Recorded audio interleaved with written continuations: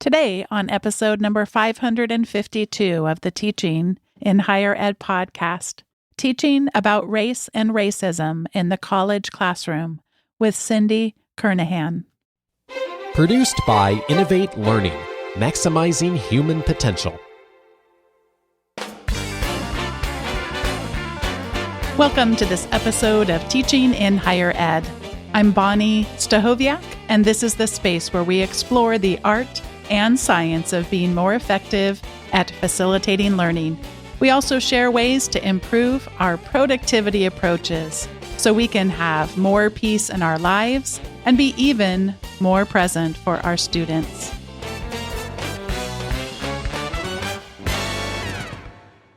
Today, I am joined by the author of Teaching About Race and Racism in the College Classroom, Notes from a White Professor.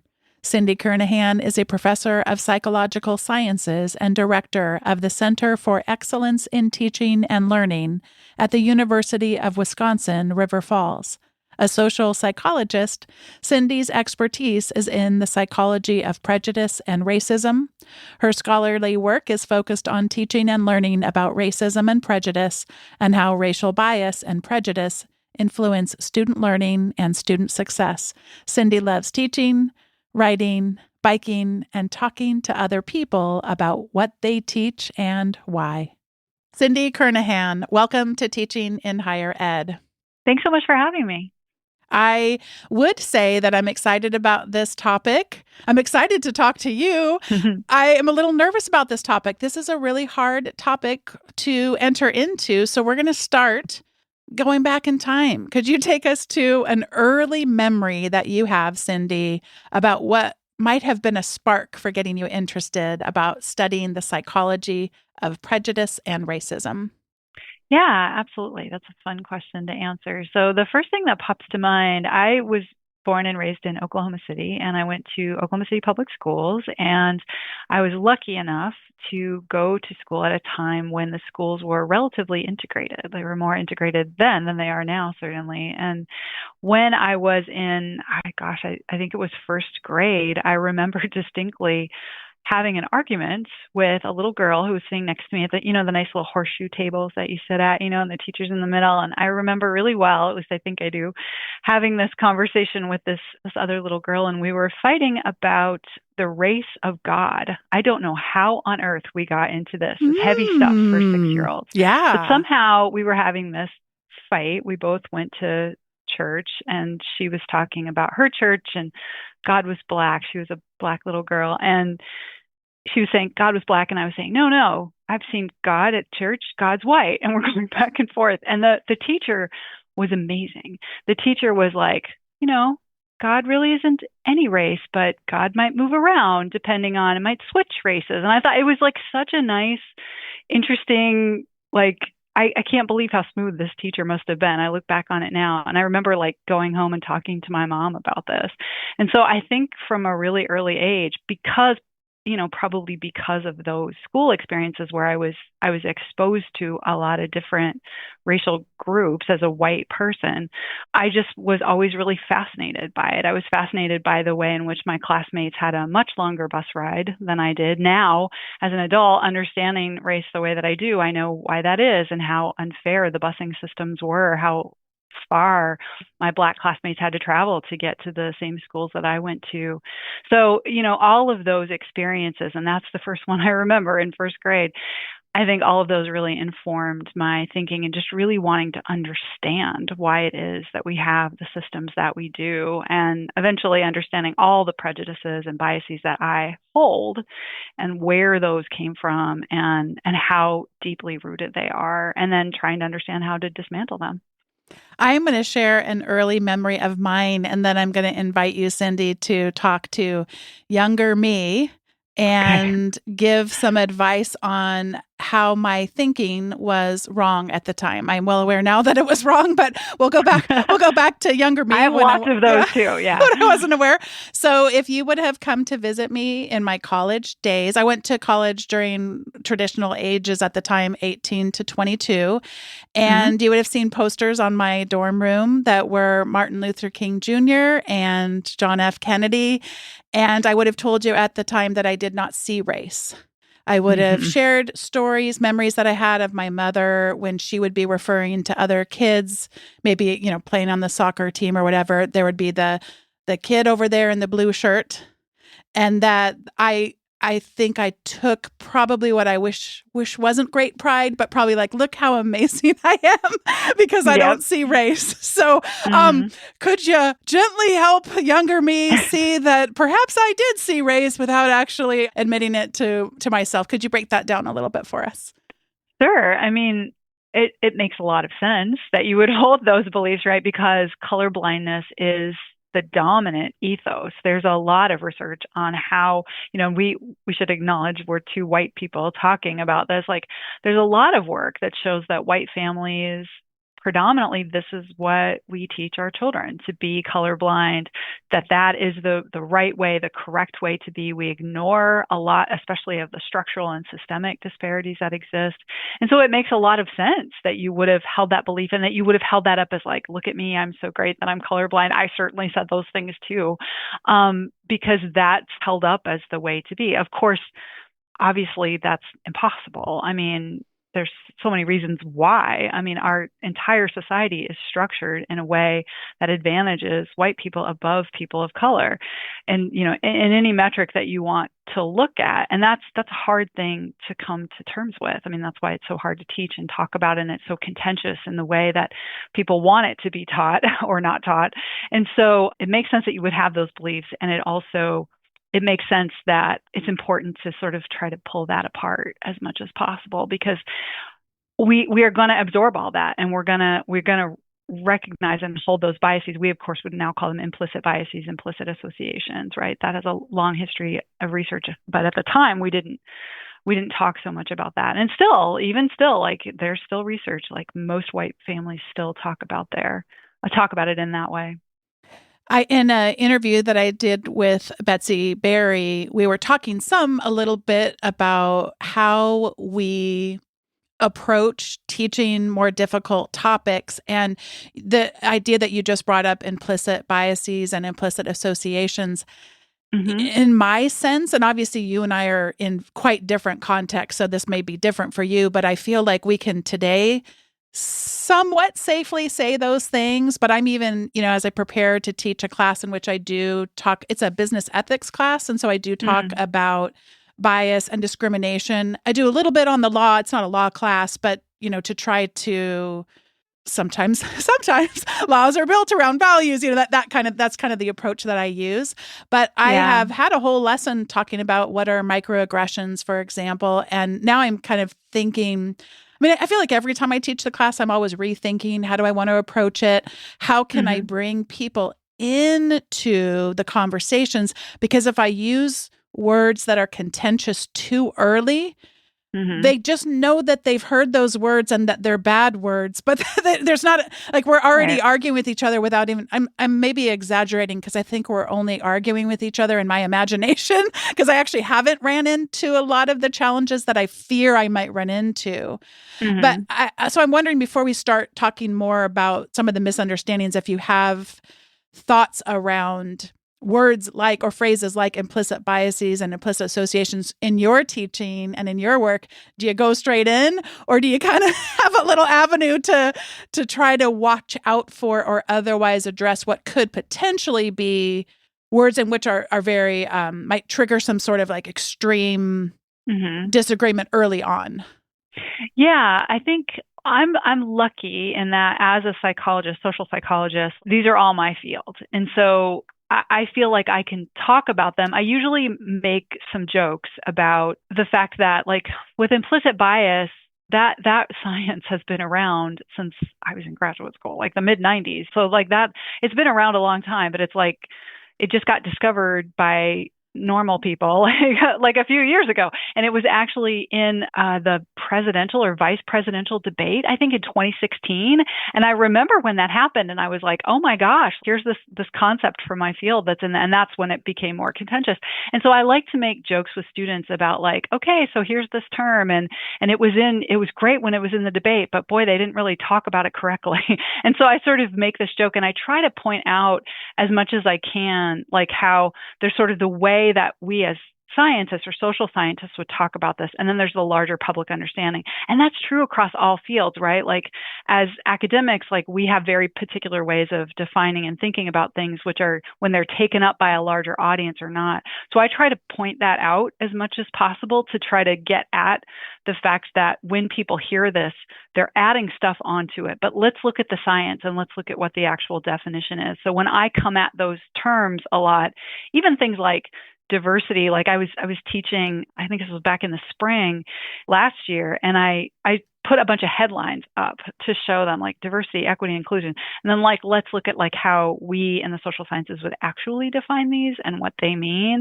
And I think that sort of gets at that discomfort that people might have around the projections that we add to them. So I try to just sort of point that out. Yeah. And this is echoing back to that conversation with Betsy that it's starting to seem to me that we kind of can't go wrong if we come back to it. I'm hearing two things from you, Cyndi. One is we're coming back to it from a disciplinary lens. Yes. And in a discipline, there might be wide disagreement, but that would be important to talk about anyway. You know, I'm thinking about that right now when if I was thinking in the business ethics class, if I put up headlines, it feels like very much that it would have been safer in recent history to have things that would be like, look at this wonderful diversity, equity, and inclusion. And now we're starting to see more companies that are moving away from that. And also I talked about this with Betsy, professional associations that are moving away from that. I'm not personally happy about that, but that's still a conversation that we could have where companies see these things differently. And you might see a professional organization and but that idea of talking about it from a disciplinary lens. The second thing that I am hearing from you is how much, you didn't say the word safe, but it felt safer to me when you have a longer period of time that these things have been talked about. It's doubtful to me that your students are going to be like, how dare you say that happened in the mid-90s? I was there. And like, you know, and so and I like that you kind of approach it with some humor too. As soon as you said the mid-90s, I could picture like, okay, let's play some music that was playing in the mid-90s. You know what else was happening? That's definitely ancient history for them. Yeah. Yeah. But to, you know, humanize yourself and humanize the topic, that could be kind of fun. So that's really helpful. It's super important to be a normal person with them and to be like, I make fun of myself so much. And I think it's really helpful for them because at the key of all of this, when we're teaching and talking about this is that you really need a lot of trust. You need a lot of trust. You need a good community. And so you really have to try to build in as much of those moments as possible, particularly for things like this that can be so heavy and can be so hard. Like, I mean, just today when I was teaching, I was like, wow, I'm just bumming you all out. Like, I know that I am, what we were talking about today related to racism. And so I say that a lot, and I try to like keep those moments in there so that we have it as much positive affect to sort of work with all the difficulty that we have too. I really learned a lot from Sarah Kavanaugh's, I think her first book, right? The Spark of Learning. It's so excellent. And I go back to it so much about pulling in as much positive emotion as possible and how to do that. Oh, I love that. So we're going to be looking at some of the misunderstandings and mistakes that we make when attempting to teach about race. But before we do, share with us some of the longer term effects of learning about racism, which may help root us a bit in when we inevitably make mistakes or when we have misunderstandings that we're not able to reconcile. Like, why is it worth it to go through the discomfort and to take some of the risks that we're going to be expected to take when we do this? Yeah, it's a good question. I mean, I think the research on it, at least that I've done and some others that I've seen, are positive as far as the outcomes for this. I mean, learning about race and racism is not the panacea. I mean, education is not enough alone, and I think too many people assume that that's true. But if you look at the way if you look at the way courses on race and racism affect students, what you find is that there are a number of positive outcomes. One study I did looked at like the shifting of racial attitudes over the course from the beginning of the end of the semester and then a year later. And what we found is that, over the course of the semester, I've found this over and over again. Students begin to better understand institutionalized racism, which is my main goal for them, and also to understand white racial privilege. And so they grow in their understanding of that. They end up feeling more confident talking about it with other people, which I think is a really also a good outcome. And then if you look at them a year later, they don't revert back. And so you don't see what you see is very similar to what you see at the very end of the semester, a year later, even those attitudes have shifted and they sort of stay shifted. And I think that's important. And I've certainly, like all of us, I think, have gotten those wonderful emails from students years later about how it affected them. And I've gotten many of those emails from students who are now working in hospitals or schools that talk about, like, they remember what we talked about with respect to race and racism and how it's very institutionalized and rooted in policies and the things that they tried to do differently with that in mind. And that's the best thing in the world for me to hear, because that bears out what the research shows, particularly when you teach about racism in the way that you should teach about it, I think, as a systemic phenomenon in addition to an individual, but primarily it's very important to focus on systems. When students understand that, I think it really helps them make sense of the world better. And I think that's why you see those shifts in attitudes. Let's then shift our focus on some of those misunderstandings and some of the mistakes that we make. And why don't we start with this, focusing on this as an individual effort? Yeah. And then I'm interested in you continuing what you were saying. And then also, how can we help to make those shifts? I imagine that's not just something that you just have to ask one extra question to shift our own mindset, let alone those we might be facilitating learning for, to start to shift that thinking over to the more systemic. Yeah, like a couple of thoughts. I mean, one, I think it's very easy, and it's definitely sort of the American ethos to talk about racism as, like, as Peggy McIntosh said years and years ago, like individual acts of meanness. Like that's the way that we're very, socialized to think about it. I should, like, even now, I hate saying even now because it doesn't just shift over time, but I noticed post like the George Floyd the protest in response to his murder, like there was a lot of people using the word systemic racism, but still talking about it as an individual thing. Like, this individual person is behaving mean towards this individual person. And that's it's a trap for a couple of reasons. I mean, one, it's not fully accurate as to what racism is. It doesn't help us really understand the large disparities that we see in things like wealth and income and employment and housing, and all the things are so consequential to people's lives, and why people have different life outcomes as a result of race. And so it's really important to talk about it as a system. I think the other reason it's a mistake to only talk about it as an individual phenomenon is because when you do that, you set it up, especially for white people, as like, okay, well, I'm a good person because I'm not individually racist. I'm not individually biased, setting aside the implicit stuff and the stuff that's very deeply rooted. Again, I go back to my school experience, like all that stuff, even setting that aside, it turns into this question of personal morality, And so, like, if I just confess and acknowledge that I have privilege and acknowledge that, I had this individual bias, but now I'm trying to be better, then great. And it's just not that it's a trap for students, I think, because when we focus on it as systemic, it allows them to stop focusing so much on themselves about, like, am I a good person or am I a bad person? And what if I laugh at someone's racist joke or I don't speak up when that racist joke is made, like, then I'm a bad person. And so then you see a lot of, like, just wanting to get away from it and not engage with it at all, withdrawal, basically. That's one of the responses one of the types of resistance you can see to this sort of teaching. But when I talk about it as a system, for white students, I think it's very useful because it helps to depersonalize it, because it is about whiteness and white people, but it's also about the collective. I think also for students of color, talking about it in terms of systems is also very useful for the same reason. It depersonalizes it, makes it less about, it helps people to make sense of their lives, like the daily discrimination, the things that are faced by students of color. It's like, oh, that's part of these larger policies. Not surprisingly, research also shows that students of color, especially Black students, have an easier time understanding that concept because they have so much personal day-to-day experience with it, but they may not have always, it depends on the student, have the language for it. And so by giving the language of systemic racism and really talking about what it actually means, I think we help everybody to better understand it, to be more accurate, and to be more effective and likely to stay engaged with it.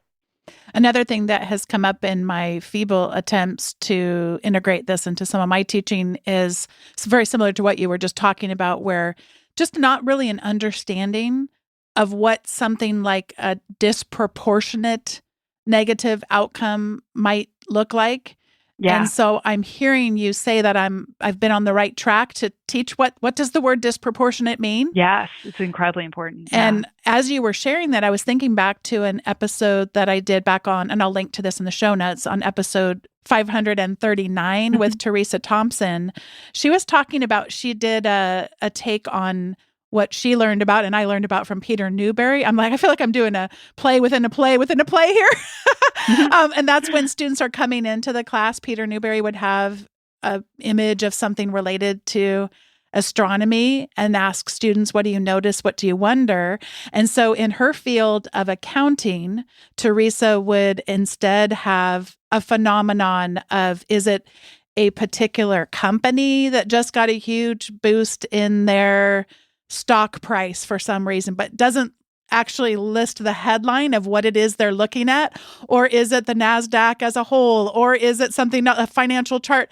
And without the details, she would ask them the same thing. What do you notice? What do you wonder? And try to get them to predict what accounting or financial phenomenon was being displayed. And so I was kind of thinking about that probably I could use. I've been experimenting a little bit with some new AI tools that will create easily some graphs and charts of phenomenons. And it might be interesting to show disproportionate negative outcomes and let them kind of guess what some of those variables are as a way of bringing them into the conversation instead of what I'm hearing you say is just like the shame, moving it from the individual to the systemic, but also to do it in a way of maybe heightening some curiosity and coming at it that way. Do you have other thoughts about how to help us shift to that systemic thinking that we need so much? I think it's important to remember that it takes time, and students often, particularly white students, can be resistant to learning this. And so understanding that students are resistant, where that resistance comes from, the fact that, as I said earlier, white students don't tend to get a lot of this in their families. Like the discussions are not often around race and racism. And so it often is just not discussed at all. And so it makes sense that racial literacy is very low. And so I think when you're coming into this, you just have to know that it's going to take a bit for them to start to get that. But as you continue to point out with very specific examples, like here's a policy that then, or a law that creates, it doesn't seem on its face like a racist policy, let's say, but let's look at these disparities that it ends up creating. And what does that do? And there's so many examples. I mean, I think that whatever field you're in as a person, you can find those. Like you can find those policies or laws or norms or whatever they are that have created these disparities. Sometimes you can look back historically within your field and find those. And I think that can be a good way to get in that. Like, here's this disparity that we see in like publishing or sports or whatever it is that you want to use through your disciplinary lens. And then how did we get that? And so then tracing it to like, what is the law or policy that people wrote that is, again, on its face, doesn't seem discriminatory, but here's why it creates this. I've done this with so many different, we just did this in one of my courses on taxes and the research that shows that Black people are audited much more frequently. And why is that? And I had them read a thing and we looked into that. So, I mean, there's a lot of ways to come at this. Oh, that's so good. So, a few other examples of both through your research and your collaboration with other faculty that come to Mm, mind in other disciplines where you're not literally teaching a class about yeah. race, but how you might be able to bring it into maybe some unexpected disciplines or any other ideas coming to mind for you there? Yeah, for sure. Like, I mean, I know I've talked to my friends who, not on my campus, but other campuses who are nursing faculty, and there's just so many health things that you can talk about this. So, like I don't want to mess this word up, but it's like the EGFR test for kidney function. There's been a lot of recent headlines on this about having different numbers for, one set of numbers for Black patients, one set of numbers for white patients. And so then what you end up doing is creating a situation where Black people are less likely to get kidney treatment in the ways that they should. And, so there's all sorts of things like that in the health field that you can use. Oh gosh, the tax one. There's a lot of stuff in sports. Do you mind giving a couple examples on sports since I'm not a sports Oh person? gosh, there's been a lot of work that's looked at. So this is a journalistic report, but the Washington Post did this excellent series, I think it was last year or the year before, that looked at NFL coaches and the Rooney Rule. So the Rooney Rule said that, like, if you were interviewing for the head coach position, you had to interview at least one person of color. I'm pretty sure that's what the Rooney Rule is, but it's been a total failure. And so you don't see at all parity in terms of like head coaching positions. And it's the same research you see in all other sectors of employment where Black people in particular are given shorter tenures. They're given less room in terms of like making mistakes, more likely to be fired more quickly, et cetera, less likely to be hired overall. So there's all this. So that students tend to like that. And we can sort of talk about like, okay, how this policy that's supposed to help didn't, what are the other things, policies, norms, practices of the ways that coaches get hired that lead to these huge disparities that you see.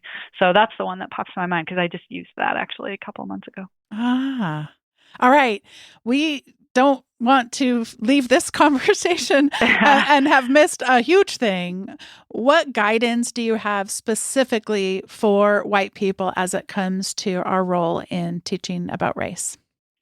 Well, I think for white people, if you're teaching about race, what's really important to remember is just how much privilege you hold in doing it. I mean, I can remember when I first started teaching a long time ago that people would say to me, "Oh, it must be so hard for you to teach about racism because I'm sure students assume you don't know anything." And it's like, no, it's exactly the opposite. Because when you look at, well, just if you talk to people, which I certainly have done, but also if you look at the research on people's experiences, instructors of color are much more likely to have their credibility challenged. They're seen as being personally self-interested. They're much less likely to be believed or taken seriously by students, which is one of the reasons why I think a lot of white people should teach about racism. I mean, sometimes I think about it like this, like racism and white supremacy are largely in a US context, especially like a white people problem. Like we should be teaching about it. And we're given a lot of, I think, credibility to do so in a way that instructors of color are different. And it requires much more emotional labor on the part of instructors of color. So I think it's good to keep in mind like just how much privilege we hold in doing that. And also like when we have colleagues, and research has also shown that disproportionately people of color are tasked with doing this teaching. I think we should make some allowances for that. I mean, first of all, we shouldn't ask the same people to do it all the time because of how much work it takes, but also like take those teaching evals with a grain of salt, just like we do for people who are teaching statistics, for example, in my field. It's like, well, stats, of course, students might not like it as much. We need to do the same thing with topics like this and be understanding as colleagues about how contextual this is and how different it is. And I think also just being careful as a white person to be clear, and I'm always clear with my students, like I'm very intellectually knowledgeable about this. I've read a lot about racism. I know a lot about why it happens and how it works, but I don't have the daily lived experience of experiencing race racist discrimination. I don't. And I say that to all of my students. And I also say, like, if you are a student of color, you do not have to share what you don't want to share. You're not representative of your race. Like I kind of send this out in a message to the entire class to just kind of make sure everybody knows, like, I know there's a difference between the daily lived experience and then what I know as someone who is a scholar of these things. I try to make that distinction. In that last thing that you just said, and we'll have this as the last part before we get to the recommendations segment, Mm-hmm. I started to discern a cadence from what you just shared. So you're sending out emails, you're preparing, trying to get that fertile soil up there. Would you describe a little bit about your cadence in terms of what you might do before having some of these perhaps more difficult dialogue, and then maybe what comes after? And I don't want to be as oversimplistic as before, during, and after, but is anything coming to mind for you for advice that way? It's so important to set up trust and community, to try to find as many points of connection with students as possible. I mean, I have a lot of stuff that I do in the first days around, like, getting to know them. I just all the good inclusive teaching advice that, that you can find, particularly in Vijay Sathi and Kelly Hogan's work. Their great work on inclusive teaching. But a lot of people have written, Brian Dewsbury's talked about this, Tracy Addy, like really trying to do those things where you're connecting with students as much as possible. They feel that they can trust you. That's very important. So I try we're going to have some positivity, that I'm going to try to be authentic and real with them. Like I said, I'm self-deprecating. So I try to do all of those things as a way to set up. I bring snacks. I think that helps. Like, if you can do that, that's a nice thing to do. So those sorts of things where I want them to feel like they can trust. I'm very picky about the course structure. I want it, if I say I'm going to do something, I do it. All those things really matter to me, because I know that that's going to help them to trust me when I have to talk about the bigger things. And I try to be that way all through it. Like I said, emotional labor. And I'm a white person teaching this, so it's easier for me. But I think these courses require a lot of really being tuned in and as connected as possible to the feelings in the room, and trying to think about that as you're doing the work. All right. I can't resist. I said that was my last question, but now I'm so curious. Well, you keep talking about, being your identity as a white person. I'm curious how much you talk about intersectional identity in your teaching, and then the extent to which then you bring in your intersectional identity into those conversations. I don't always bring my own in. I try not to use myself as an example too much, but yes, on the intersectionality, that is super key, because there's a lot of psych research that shows that it's easier for people to think about their own social privilege when they can also think about other parts of their identity that may not hold as much privilege. I mean, it's just a common finding, and there's some problems with that, right? Like, if I talk to you about white privilege and you start and if someone says that to me and I start talking about, but I'm a woman and I experience sexism, like I'm trying to deflect, like, so that's a problem as people try to distance themselves. But it also can be useful in the classroom in helping people open up a little bit to accept. So there's some work that shows that, like, as people can reflect on the spaces in their identity where they don't hold privilege, class, gender, whatever it is, they become more open to understanding their racial privilege. And so I try to use that intentionally in class, because I think I talk a lot about how we're a collection of identities, and some of those parts of your identity are going to provide advantage. Some of them are going to provide disadvantage depending on the context. And I think just helping them think about different contexts and different parts of ourselves that are important or less at different points, I think that helps them to not feel, again, especially white students, to not feel like it's all about white privilege and this is attacking to me personally and all of that. Like, it helps to get around that. So much of what you're saying reminds me of reading Tressie McMillan Cottom's work, and because it was actually the opposite of what you were saying, where she has admonished us that when you're looking at health disparities, for example, and you're looking at it only on gender, you're really only looking at it on white women. Yes, and that, absolutely. How vital in that type of research it is to have the intersectional lenses to see those disparities more clearly. Yeah, and we talk about that too. Like, I definitely bring those things up. And so in that case, obviously that's double disadvantage. And so and I talked to them about like why the concept of intersectionality what came to be in the first place, because you have both of these. I mean, it's not an accident that Kimberly Crenshaw is the person who coined all of this. Like, look at a Black woman scholar talking about this, because there are these multiple avenues. And so I'm just, and as far as teaching goes, if a student has a vector along of their identity which provides them with some advantage and one that provides some disadvantage, I think that helps them to move between them. Mm-hmm. So I think for teaching that can be useful, but certainly for lots of people, like there's not going to be necessarily lots of advantage. It just really depends. And tell me a little bit more about leaving yourself out of it, yet you're also in it and using your humor and the things that you enjoy, to bring people into the conversation. So why is it important for you to leave yourself out of more of the examples?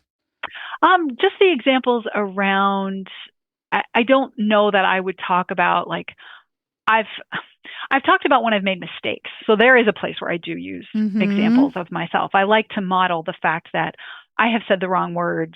I have certainly said boneheaded things. I mean, my first grade example is like Exhibit A, right? So like I definitely talk about those things as a way to model that. What I don't think I would do is talk about like experiences of sexism or ageism. I don't know. I just feel a little uncomfortable covering those sorts of things, but maybe it's just my natural way of being is more self-deprecating anyway. But I do think it's useful to model those mistakes as a way, particularly for white students. So I'm just always very aware that I have a lot of power as their professor, but also as a white person, given my position. And so I don't ever want to say things that are like, oh, poor me, I've experienced these things. I feel very uncomfortable about that. So maybe that's more what I meant. And I'm thinking perhaps it would change if you were teaching a class called sexism or a class called ageism. Maybe. But since you're teaching about race, then you don't want to be in a position where you're going, I know exactly how you feel, because no. Because I don't. I definitely don't. And so, that's probably where that comes from for sure. Yeah. Well, I don't want this conversation to end, but I'm going to take us over to the recommendations. And my recommendations have nothing to do with what we've been talking about. Actually, I could find ways to connect them, but I won't. I have 3 television shows that I want to recommend. Ooh. So the first one is a drama, kind of spy sort of, and it's on the streaming service called Apple TV Plus, and it is called Slow Horses.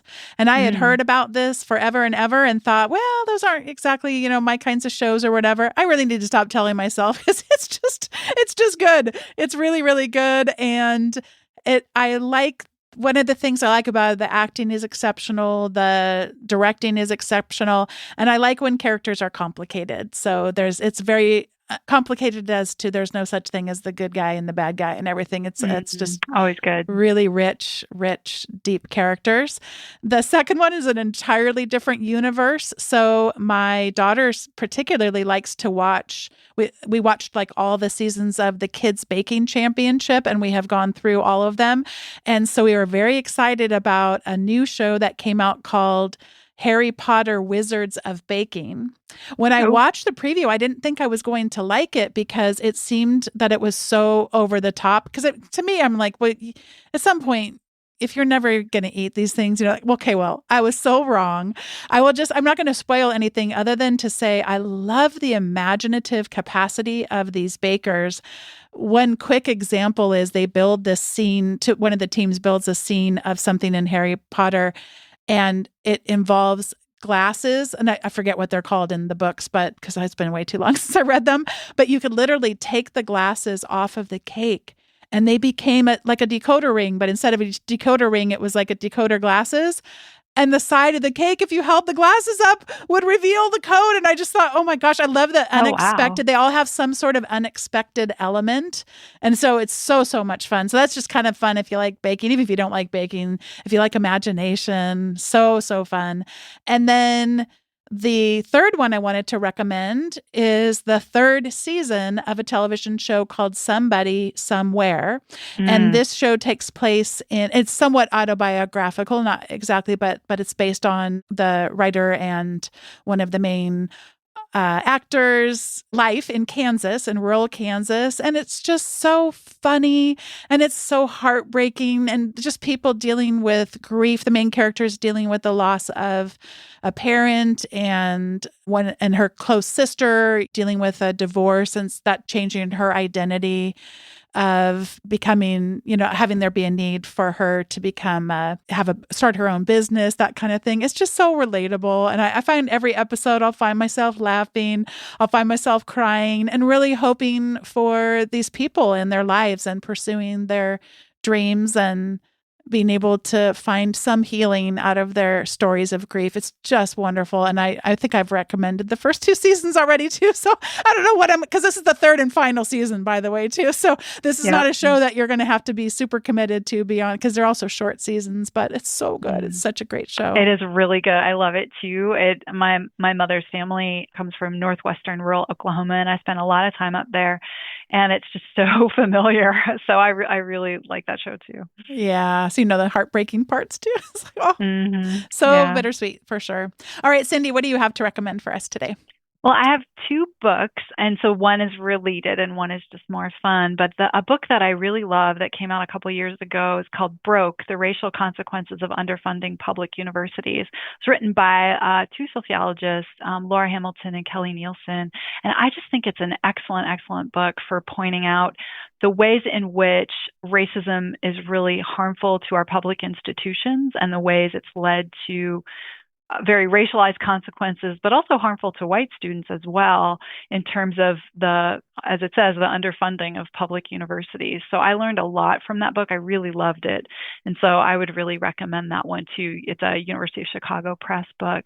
And then if you're a novel reader, which I am, and I always have like a novel going versus like some worky book, that's either about teaching or racism, depending. So one of my favorite novels this year is called The Wedding People by Alison Esbach, which I think that's how you say her name. I really recommend it. It's really beautiful, and it's really about the characters really learning a lot about themselves, and I just really enjoyed it too. So those are my 2. It is so interesting that you recommended that book, Cyndi. When I got to see Sarah Rose Kavanaugh, since you mentioned her work earlier, I got to see her recently at the Pod Conference. Yeah. She also recommended The Wedding People. I'm feeling like this is definitely one of those books that is screaming out to many of us that need to read some more fiction that we should pick I loved it. Yeah, I thought it was great. It was a good escape too from a lot this year. So I loved it. Yeah, I kind of feel like with my reading right now, I need a little bit of an escape. There's so many good books out there. And then you can tell with my television stuff. I don't know if you saw the expression on my face. You can only see half my face because half of it's covered by a microphone. But I've needed a little escape on my television watching, and I probably do with my reading too. Well, Cyndi, It's been so great connecting with you today, talking about this such an important topic. And thank you for all your wisdom, not just today on the show, but through all of your writing, your research, and your teaching. So grateful for you. Oh, thanks. Thanks so much for having me. I appreciate it. Thanks once again to Cyndi Kernahan for joining me for today's episode of Teaching in Higher Ed. Today's episode was produced by me, Bonnie Stahoviak. It was edited by the ever-talented Andrew Kroger. Podcast production support was provided by the amazing Sierra Priest. Thank you so much for listening and being a part of the Teaching in Higher Ed community. If you've yet to sign up for our weekly emails, head over to teachinginhighered.com/subscribe. You'll receive the most recent episode's show notes as well as some other resources. Thanks for listening, and I'll see you next time on Teaching in Higher Ed.